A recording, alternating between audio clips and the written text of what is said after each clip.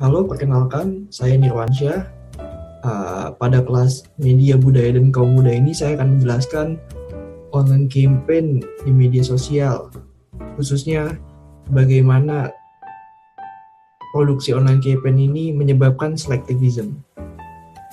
Di tengah pandemi COVID-19 kali ini, online campaign seringkali dilakukan oleh warganet sebagai tujuan bersama mencapai kebaikan atau perubahan. Misalnya, gerakan hashtag di rumah aja yang fenomenal, serta gerakan Papuan Lives Matter and Black Lives Matter. Namun, apakah hal ini berjalan sesuai dengan harapan? Tentu saja, ada yang melakukan sesuai dengan laman media sosialnya dan ada yang diem-diem nongkrong di teman kopi sama teman-temannya. Lalu, cap apa yang tepat untuk mereka yang ngelakuin kampanye di rumah aja tetapi tidak melakukan tindakan sesuai update-annya. Mereka disebut dengan selektivism. PBB mendefinisikan selektivism sebagai tindakan yang mendukung suatu tujuan dengan melakukan tindakan sederhana tetapi tidak benar-benar terlibat atau mengabdikan diri untuk melakukan perubahan. Nah, selektivism ini biasanya ada di media sosial nih, seperti retweet atau like Facebook atau ngupdate di Snapgram-nya. Menurut Morozov, selectivism merupakan political ineffectiveness is a core characteristic.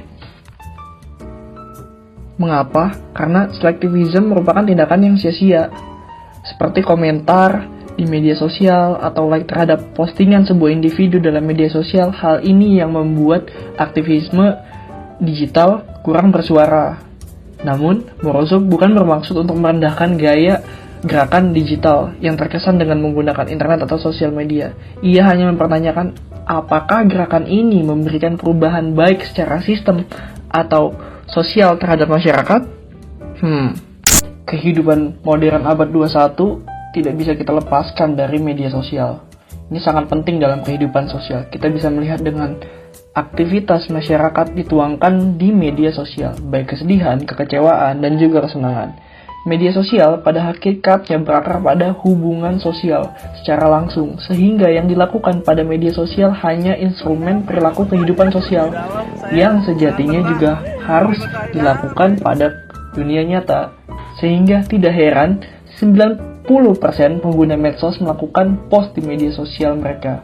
Berarti kita bisa katakan bahwa media sosial seharusnya menjadi tempat alternatif yang penting untuk melakukan perubahan baik secara sosial maupun sistem.